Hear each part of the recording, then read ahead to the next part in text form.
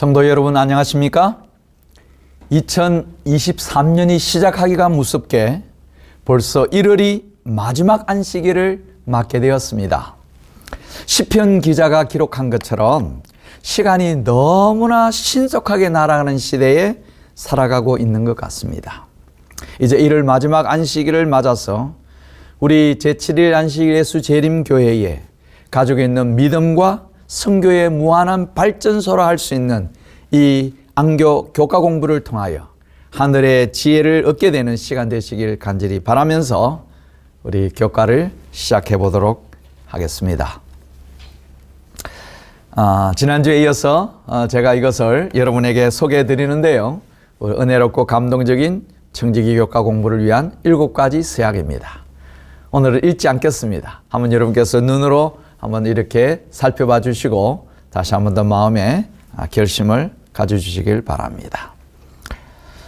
우리 이번 주 교과의 주제는 새 사과, 예수님을 위한 예물들이라고 하는 것을 가지고 공부를 하게 될 것 같습니다. 이번 주 하나님의 특별한 인도하심과 또 지혜로우심을 얻게 되는 그런 시간이 되기를 바랍니다. 예수님을 위한 예물들과 관련해서 우리 연구 범위에 우리 본문의 말씀들이 여러 곳에서 다양하게 소개되어져 있습니다. 고린도후서, 신명기서, 역대상, 시편, 마가복음 또 12장과 14장에 이렇게 소개되어져 있는데요. 특별히 시편 116편 12절에서 14절에 나온 기억절의 말씀 우리 함께 읽고 시작하도록 하겠습니다. 내게 주신 모든 은혜를 내가 여호와께 무엇으로 보답할까? 내가 구원의 잔을 들고 여호와의 이름을 부르며 여호와의 모든 백성 앞에서 나는 나의 소원을 여호와께 갚으리로다. 오늘 여러분 개인적으로 하나님 앞에 받으신 은혜가 무엇이 있는지를 한번 헤아려 보시면서 여러분의 구원의 잔을 높이 들고 여호와의 이름을 크게 외쳐 보시게 되길 바랍니다. 이번 주에 우리가 살피게 되는 학습 목표입니다. 우리가 헌금은 예수님의 사랑에 대한 경배와 감사의 표현, 또 내가 드리는 헌금이 하나님과의 관계를 드러내는 것, 또 다함이 없는 예수님의 놀라운 은혜에 대해 감사하면서 우리가 신실한 헌금을 드리기로 결심하는 그런 학습 목표를 좀 기억해 주시게 되길 바랍니다. 사실 지난주에 11조에 대해서 비교적 상세하게 우리가 공부하고 다뤄보았습니다. 11조의 기원, 정의, 또 우리가 어떻게 하면은 11조를 잘 구별해서 드릴지에 대하여서 목적과 또 헌금의 액수, 그 다음에 충성되고 성실하고 신실하게 11조를 드려야 되는데 이런 11조를 드리고 난 이후에 우리 재물의 10%를 하나님 앞에 드린 이후에 나머지 부분을 우리는 어떻게 잘 사용할 수 있어야 할지에 대해서 우리 교과책에서는 교과 여러분 책 50페이지 보시면은 우리가 남은 재물을 어떻게 활용할지에 대해서 우리 교과는 이런 몇 가지의 예를 소개하고 있습니다. 예컨대 하나님의 은혜에 반응하여 드리는 속죄의 예물을 구약에는 드릴까 그랬고요. 하나님의 돌보심과 건강, 재물과 같은 축복들의 감사함으로 드리는 감사의 재물을 드렸고 또 나보다 약하고 또 어려운 분들을 돕기 위한 그런 가난한 자들을 위한 구제헌금을 드렸고 심지어 우리가 출석하는 교회 가운데 어떤 교회는 하나님의 집을 제대로 짓기 위하여서 성전을 건축할 때에 건축헌금을 드리는 그런 일들도 있는 우리의 가지고 있는 자금을 그런데 쓰게 된다. 이제 우리 오늘 본격적으로 1월부터 이런 제목의 말씀을 공부합니다. 헌금의 동기. 다른 말로 하면 내가 오늘 하나님 앞에 헌금을 드리는 어떤 태도로 오늘 하나님께 헌금할 것인가. 교과 52페이지는 적어도 3가지 이런 마음에서 하나님 앞에 헌금하라 라고 하는 아주 감동적인 이야기를 하고 있는데요. 하나님을 위해서 나 자신을 희생하고자 하는 그런 마음을 보여주는 증거로 헌금을 하라. 우리의 삶을 주인 되신 하나님께 온전히 바쳤음에 대한 영적인 경험으로 이 헌금 생활하기를 그렇게 제안하고 있습니다. 세 번째는 그리스도 안에서 구원의 확신을 발견했다는 믿음에 근거하여 이 헌금 생활할 것을 그렇게 제안하고 있습니다. 이런 세 가지의 너무나 좋은 헌금의 동기에 대하여서 저는 마가복음 12장의 이 내용이 너무나 이 말씀들과 잘 부합되는 그런 스토리가 아닌가라고 생각해서 잠시 여러분에게 소개해 드립니다. 여러분, 마가복음 12장 41절에서 44절을 우리가 읽어보면은 여기 우리는 두 부류로 나눠서 우리가 생각해 볼 수 있습니다. 한쪽에는 많은 부자들이 나오고 그 상대편에는 아주 비교할 수 없는 아주 가난한 한 과부에 대한 이야기가 여기 나오고 있는데요. 이 많은 부자들이 하나님의 성전에 와서 무슨 일을 했냐면 헌금을 합니다. 그들이 하나님 앞에 그 연복에다 헌금을 넣었는데 이 영어 성경에 보면은 이들이 threw, 던지듯이 라고 하는 것이 거기에 내포되어져 있는, 다시 말하면은 그런 헌금의 동기가 정말 하나님 앞에 희생하고 정말 그 구원받았음에 대한 어떤 믿음에 근거해서 이렇게 겸손한 마음이 아니라 나보라는 듯이 그렇게 자랑스럽게 하며 헌금을 드리는데 그것도 작은 액수도 아닙니다. 많은 액수를 드렸어요.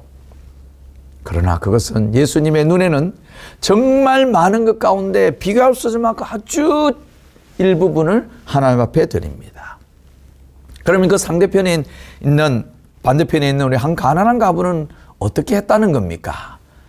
동일하게 연복에다가 그가 준비해온 헌금을 넣었는데 우리 NIV 성경에는 그가 아주 조심스럽게, 다시 말하면은 겸손한 마음으로 이 헌금을 드리는 어떤 그런 태도 속에 정말 자기는 아무것도 아닌 정말 그런 미약한 존재라고 하는 그런 겸비한 마음을 가지고 이 두렙돈, 우리 찾아보니까 두렙돈이 현재 시가로 약 1,000원 정도 되는 그런 시가라고 그래요.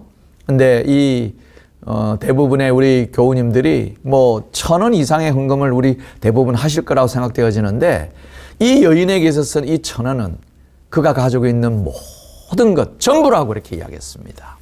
그러므로 이 과부의 헌금은 그의 헌신의 마음을 담았고 나아가서 어쩌면은 이 여인의 생명과도 같은 부분이 아닌가라고 하는 생각이 들 만큼 이 과부의 헌금은 오늘 우리가 헌금을 드리는 동기에 너무나 좋은 아주 그런 샘플로서 여러분에게 소개할 수 있는 그런 이야기라고 생각되었습니다.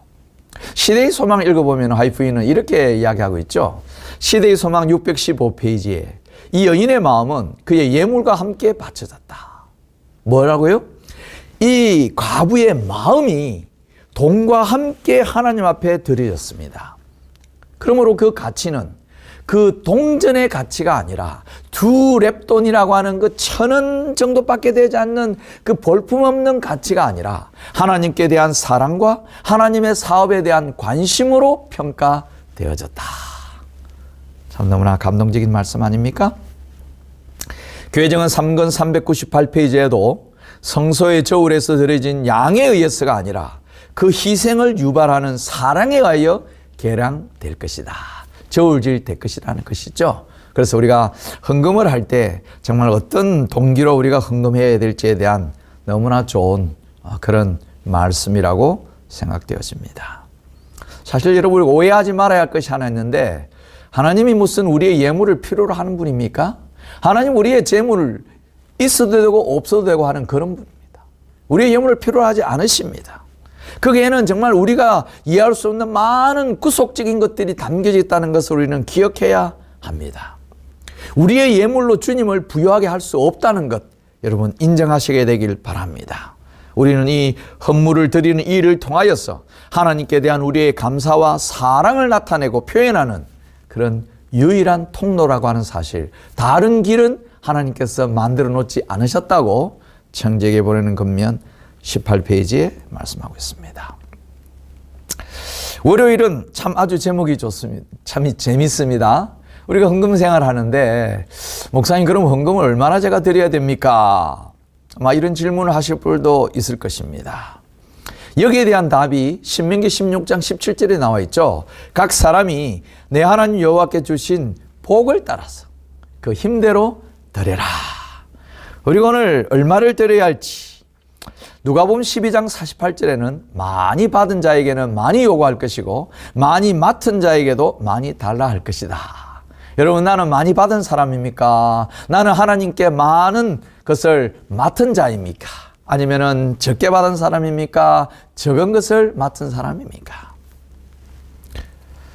교과 54페이지에 헌금의 분량은 우리 각자가 받은 축복에 비례해야 한다. 저는 이 짧은 한 문장이 여러분 오늘 궁금하게 여기는 얼마를 드려야 할지에 대한 아주 명쾌하고 분명한 그런 답이 되었기를 바랍니다. 구약 성경을 좀 공부해 보면은 굳이 우리가 얼마를 드려야 할 건지에 대해서 갈등이 있는 분들을 위해서 이런 내용이 나옵니다. 11조를 하나님 앞에 구별하여 드릴 뿐만 아니라 그가 가지고 있는 수입 가운데 혹은 예물 가운데 자원하여 헌물을 10%를 드리고 또 가난한 자들을 위해서 또 다른 몫을 드리고 이런 것들이 나와 있습니다. 그래서 어떤 면에 있어서 내가 가지고 있는 수입의 4분의 1 내지는 3분의 1을 하나님 앞에 구별하여 드리는 일이 구약 성경 안에 원칙으로 그렇게 소개되어져 있는 것을 보게 됩니다. 화이트인도 부조와 선지자 530페이지에 종교적으로 예배를 위하여 백성들을 모이게 할 뿐 아니라 가난한 자들을 돕기 위하여 모든 수입 중에 제2의 11조를 요구하였다. 여러분, 우리가 이렇게 제1 11조는 우리 성직자들을 위하여서 혹은 보험 사업을 위하여서 드려진다면 제2의 11조는 우리가 하나님 앞에 정말 이 다양한 어려운 가운데 빠져 있는 사람들, 가난한 자들과 연약한 자들과 고아와 가부들을 돕기 위한 그런 일들로 과거 구약 시대에 드려졌다면 우리는 이 시대에 우리에게도 동일하게 이러한 헌금 드리는 생활이 필요하지 않나라고 생각되어집니다. 우리의 헌금은 우리가 그리스도를 닮은 성품을 개발하는데 지대한 영향을 끼친다라고 하는 것을 기억하시면서 우리는 매주마다 우리 힘 닿는 대로 하나님 앞에 헌금할 수 있는 그런 축복을 경험하시게 되기를 간절히 바랍니다. 화요일은 이 헌금과 예배가 무슨 상관관계가 있는가라고 하는 것을 우리가 한번 생각해 볼 필요가 있습니다. 따라서 제가 드리는 질문은요, 이 신약 시대에서 바라보는 구약 예배의 요소가 있는데 구약 예배에 등장하는 그 4개의 요소가 무엇일까? 여러분, 제가 정리해 보니까 이렇게 4가지로 정리해 볼 수 있습니다. 구약 예배의 첫 번째는 말씀 연구 혹은 선포입니다. 하나님 말씀이 선포되어지는 것은 아주 중요한 예배의 요소입니다. 두 번째 빠질 수 없는 요소는 뭐겠습니까? 기도입니다. 하나님을 향하여 위하여 드리는 기도가 있고 또 중보의 기도, 중보 기도의 사역이 얼마나 중요한 예배의 요소인지 모릅니다. 이것은 오늘 우리 교회 안에도 반드시 우리가 채택해야 할 그런 예배의 요소라고 생각되어집니다. 세 번째는 예배의 음악은 빠질 수 없는 너무나 중요한 예배 요소의 한 부분입니다. 그리고 마지막 4번째가 뭐냐면은 바로 11조와 헌금을 드리는 일이 예배의 한 요소입니다. 이게 참 대단히 아주 중요한 부분이 아니겠습니까? 그러므로 우리 교과 56페이지에 참된 예배는 그저 말과 노래와 기도로 하나님을 향한 우리의 감사를 나타내는 것이 아니라 여기 말과 노래와 기도가 뭡니까? 말씀 연구 선포, 기도와 음악입니다. 이것뿐만 아니라 그것과 더불어 하나님의 전에서 예물을 가져옴으로 우리의 감사를 표현하는 것, 이것이 예배를 구성하는 요소라고 하는 것을 여러분 좀 꼭 좀 기억해 주시기를 바랍니다. 수요일은 우리가 드리는 헌금이 액수가 뭐든지 간에 하나님은 우리의 드리는 예물을 뭐 하신다고요? 기억하신다. 그 안에 나오는 내용이 제가 이미 지난 일요일 헌금을 드리는 그 동기에서 이미 한 가부에 대한 이야기를 여러분에게 소개해 드렸기 때문에 이 시간에는 제가 한 경험담을 여러분에게 좀 소개해 드리려고 합니다. 이 경험담은 이미 우리 한국연합회 청지기부와 영남합회 청지기부 그리고 저희 부가티제 청지기부에서 공동으로 주관한 우리 청지기 전국 청지기 이 간증문 이 수기집을 저희가 발간했는데요. 이 속에 나오는 우리 내용입니다. 여기 우리 조호용 장로님은 이 청지기 간정문의 대상을 수상한 우리 장로님이십니다. 지금은 경북 예천의 하늘빛 교회를 출석하고 계시는데, 오래전 젊은 날에 우리 장로님이 부산의 동래라고 하는 동래 교회에 이렇게 출석을 했더랬습니다. 장로님께서 1970년, 80년대 초까지 정말 아주 어렵고 힘들게 생활을 했습니다. 87년에 월세 단칸방을 살면서도 교회의 신실함이 인정되어져 가지고 동네 교회의 건축위원장직을 맡게 되었습니다. 근데 그 해에 사실은 그 집 마련을 위하여서 수년 동안 부어왔던 적금 2,500만 원을 받게 되는데, 장로님께서 이 건축위원장이 되시자 정말 이 모든 헌금을 단 한 푼도 떼지 아니하고 건축헌금으로 작정해서 드리게 됩니다. 정말 그 아내 집사님의 눈물은 지금도 우리 장로님이 잊을 수가 없다고 그랬어요. 그 당시에는. 그런데 그렇게 해서 교회가 건축이 잘 맞춰지면 좋은데, 건축이 맞춰지지 못하자 이 재정 부족으로 2차 건축헌금을 할 수밖에 없다고 그랬어요. 이제 더 이상 드리는 적금도 없고 어떻게 해야 할까? 근데 장로님은 2차 헌금에도 책임 맡은 이 일 때문에 500만 원을 적어냈다 그랬어요. 그때 그 장로님의 심경을 이렇게 표현하고 있습니다. 헌금의 액수를 적기는 쉬웠지만 그 돈을 마련하는 눈앞이 깜깜했다. 그래서 하나님께만 매달려서 기도하고 그렇게 했어요. 장로님의 가지신 직업이 뭐였냐면 그 당시에 조경업을 했습니다. 그런데 어느 날 장로님에게 한 전화가 걸려오면서 이 부산시에서 조경업자들을 대상으로 성지곡에 있는 어린이 대공원 조경공사를 할 사람들을 찾는다 했는데, 자기가 거기에 이렇게 같이 참여하기를 제안을 받았어요. 그 제안을 해준 사람이 누구냐면은 나중에 알고 보니까 별로 질이 좋지 않은 조폭과 같은 사람들이었어요. 그들이 왜 자기를 지지했는가 알고 보니 부산 시내 안에 조경업자 50명이 모였는데, 그 중에 이 조용 장로님이 얼굴이 딱 보니까 아주 순진해 보이고 착해 보여서 이 사람 우리가 등쳐 먹어도 아무 문제가 없겠구나 해가지고 그를 내세워가지고 그 사업을 따내게 한 겁니다.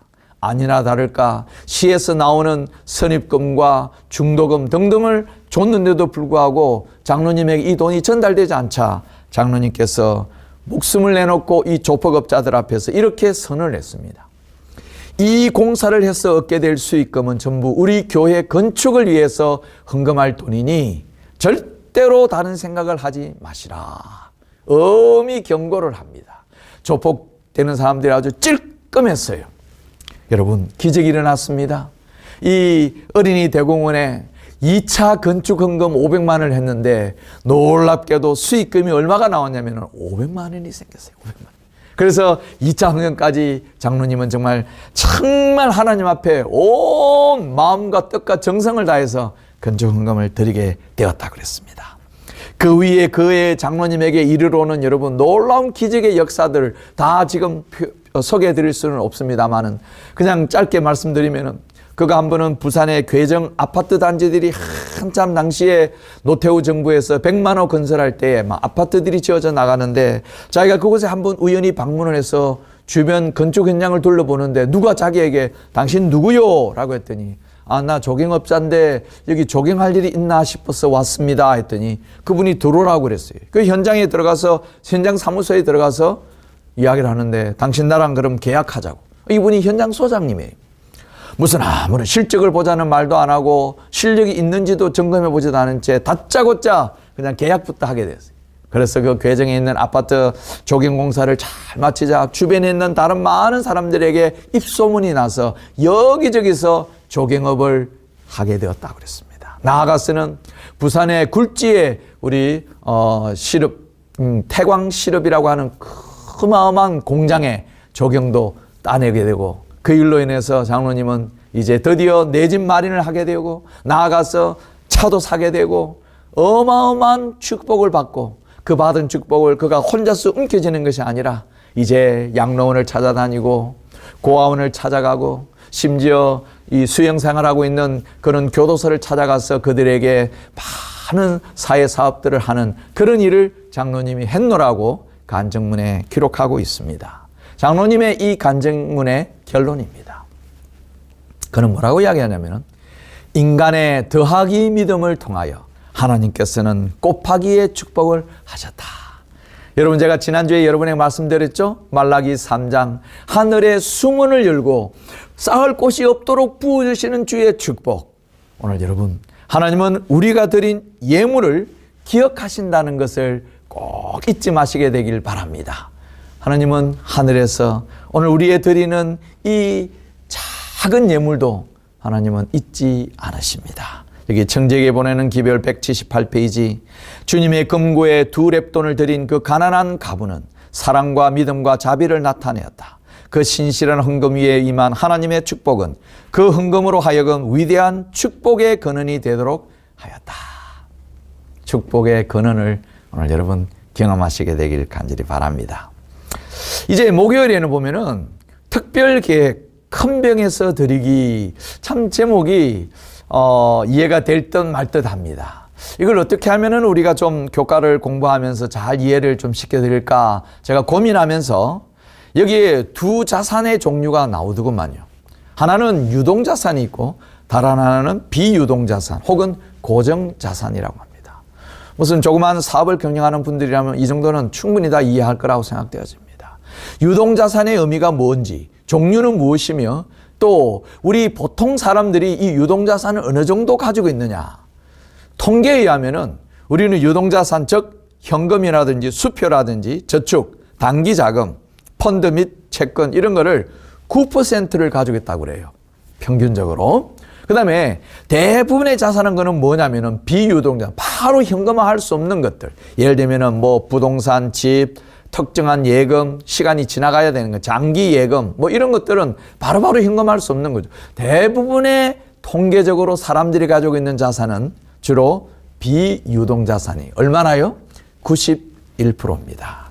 그래서 정리해 보면은 여기 제가 이제 병을 한 병은 동전이 꽉 찬, 그 다음에 한 병은 이제 얼마 느슨하게 이렇게 되어 있는데요. 여기서 이 병을 우리는 작은 병, 곧 9%의 유동자산, 여러분이 가지고 있는 현금화할 수 있는 것.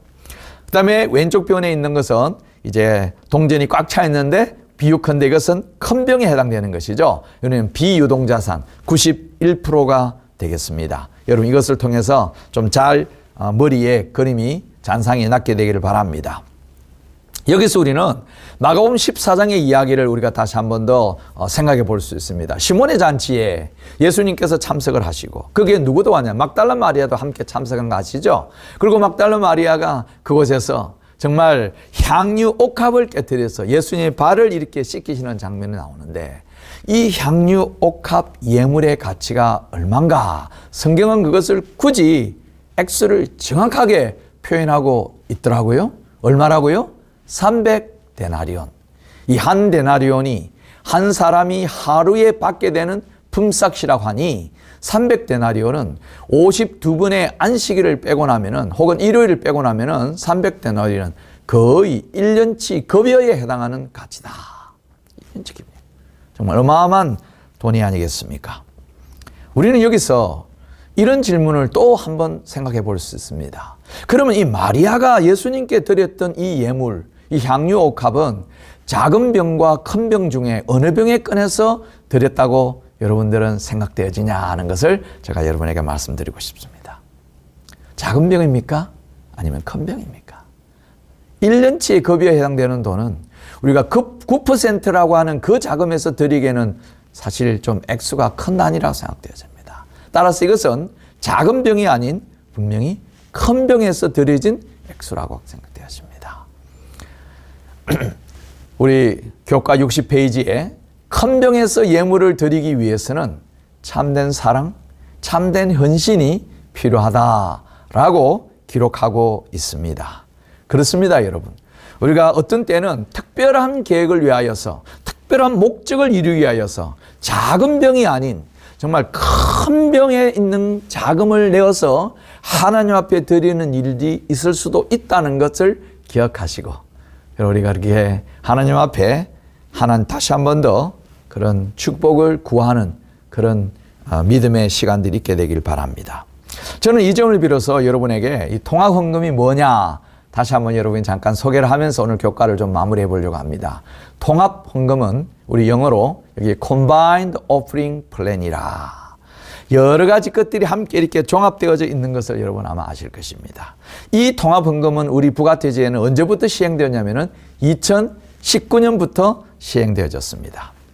여기서 우리는 재림교회가 가지고 있는 세 종류의 헌금의 제도가 있다는 것을 기억하기 바랍니다. 첫 번째는 개인 작정 헌금 제도로요. 이거는 개별적인 헌금이라고 할 수 있습니다. 두 번째는 특정한 헌금일 제도인데요. 이거는 교회력 헌금입니다. 세 번째는 통합 헌금 제도인데 이거는 종합적인 헌금을 말하는 것입니다. 이 개인 작정 헌금 제도는 주로 어느 지역에서 많이 쓰냐면은 이것은 북미 지혜를 중심으로 많이 해왔던 제도였습니다. 두 번째, 이 교회력 헌금은 우리 부가티 지혜가 아주 잘 훈련되어져 있다고 생각되어집니다. 제가 우리 지혜 내에 여러 나라를 방문했었을 때 과거에 우리와 동일하게 이런 특정한 헌금일 제도를 가지고서 하는 것을 보게 되었습니다. 예컨대 첫째 주에는 교회 선교헌금, 또 둘째 주에는 우리 세계 선교헌금을 위해서 대총회와 지혜와 연합회 여러 특정한 프로젝트를 위해서 헌금이 드려졌고, 셋째 주에는 우리 합회 사업 발전을 위해서 헌금이 드려지고, 넷째 주는 우리 역시 교회, 지역교회의 경비 헌금을 위해서, 그리고 매 분기마다 열세 안식일째 돌아오는 통신학교 헌금은 매 세 달마다 드려졌던 것이죠. 이게 이제 우리 특정 헌금일 제도입니다. 그러면은 세 번째 있는 이 통합헌금 제도는 대총회가 이제 전 세계의 우리 여러 지혜들과 함께 언제부터 이것이 시작되어지냐면은 2002년, 지금으로부터 벌써 20년도 더 된 전에 2002년에 대총회가 이 통합헌금을 드리자라고 해서 결의하여서 되어져 왔는데, 우리 부가태지에는 언제부터라고요? 2019년부터 이 일을 해왔더랬습니다. 이 통합헌금 제도에 가지고 있는 어떤 그런 특징을 잠깐 여러분에게 소개하면요. 첫째는 이 통합헌금 제도는 충동적이지가 않고 굉장히 시스테매틱, 조직적으로 이 헌금을 드리게 되는 그런 제도입니다. 우리 교회 헌금이 여러분 굉장히 아주 중앙 창고 원칙을 따라서 조직적으로 이렇게 여러분 수집되어지고 분배되어진 거 여러분 기억하시죠? 그래서 우리는 매주 얻은 수입에 우리가 비례해서 아주 조직적으로 하나님 앞에 드리는 것을 우리가 생각해 볼 수 있고요. 두 번째는 이 통합헌금을 통하여서 사실 우리 교회가 굉장히 아주 헌금들이 그동안 복잡했습니다. 여러분 여기 소개해드린 것처럼 1923년에 23가지의 헌금이 1994년에는 84가지로 늘어났어요. 물론 우리 한국교회 안에 이것이 해당되는 것 있고 안 되는 것도 있겠습니다만은 이제 이것을 우리는 이런 복잡한 것들을 좀 통합해서 그냥 교인들은 헌금하고 이제 정해진 일정한 룰에 의해서 비율로 이것을 잘 분배해서 선교 사업을 하자라고 하는 취지가 바로 통합헌금이 되겠습니다. 세 번째는 이 통합헌금을 통하여서 우리는 세계 선교뿐만 아니고 우리 지역교회, 내가 출석하고 있는 지역교회를 위해서도 효과적으로 선교 사업을 할 수 있도록 하자고 하는 것이 통합헌금의 목적이고 취지입니다. 여러분 보시는 것처럼 대총회에서는 20%, 지혜는 6%, 연합회는 9%, 합회는 10%에서 총 100개 가운데 45%는 세계 선교와 각종 목적을 위해서, 55%는 내 교회의 이 선교 사업을 위해서 사용하게 되는 것입니다. 네 번째는 이 45대 55로 나눠지는 이 통합헌금에서 우리가 한 가지 오해하지 말아야 할 것은 뭐냐면은 우리 교회의 목적 사업으로 우리가 받아지게 되는 게 있습니다. 예컨대 월정헌금, 그 다음에 도로가 헌금, 건축헌금, 교회 감사헌금, 이런 일체는 100% 교회가 사용하는 겁니다. 이것마저도 세계 선교를 위해서 가는 것은 아닙니다. 교회 목적을 위해서 드리는 것은 교회가 100% 쓰는 것이고요. 그럼 뭘 가지고 이렇게 비율을 나눈다 하는 것입니까? 그것은 바로 12, 13 안교헌금, 그 다음에 설교헌금, 연말희생감사헌금, 투자나 생일헌금 등등은 통합헌금으로 이렇게 우리가 함께해서 그 비율에 의해서 다시 한번 여러분에게 보여드리면 이렇습니다. 우리 지역교회의 55%를 드리고 나머지 45%를 가지고 각 기관에서 저 비율을 따라서 이렇게 사용하게 된다는 것을 기억하면 좋겠습니다. 통합헌금의 그 제도의 유익함이 뭐가 있죠? 여러분 보시는 것처럼 우리 교우님들이 자유롭게 내가 정한 수입의 퍼센트대로 헌금하면 됩니다.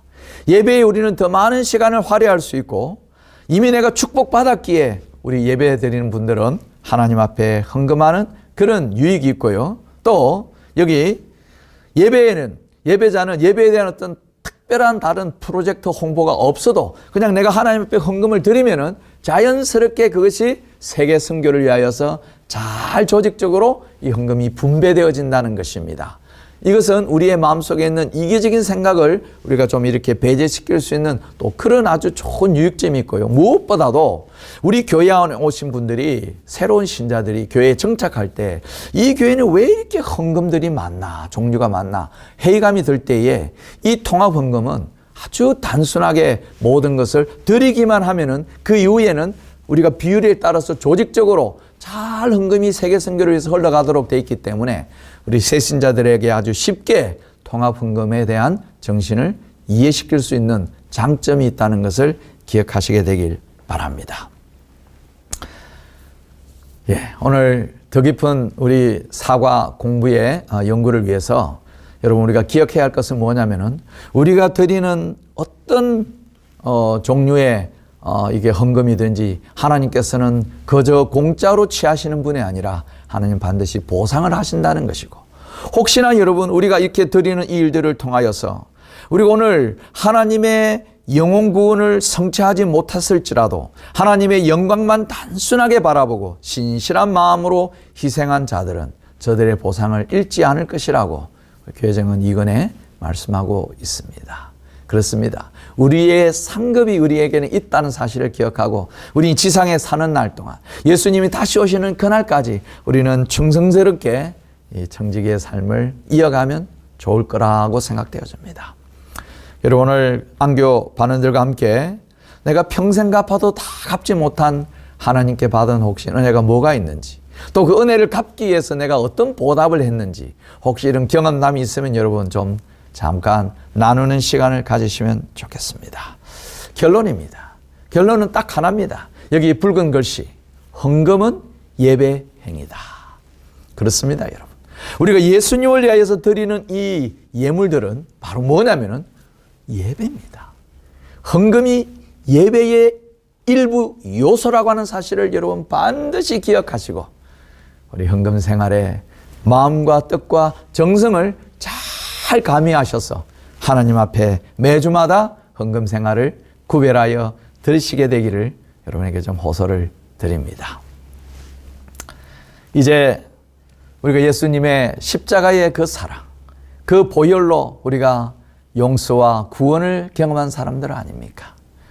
우리는 이제 일을 한 달을 좀 마무리하면서 또 이제 새로운 달을 우리가 이제 맞아야 되는데 우리가 동일한 이 청지기의 정신이 계속 이어져서 하나님 앞에 정말 신실하게 성실하게 그리고 최선을 다하는 가운데 하나님의 축복을 받아 누리는 그런 우리 자랑스러운 믿음의 재림 청지기들이 다 되시기를 바라면서 우리 교과를 마치고 다음 주 여러분 찾아뵙도록 하겠습니다. 여러분 감사합니다.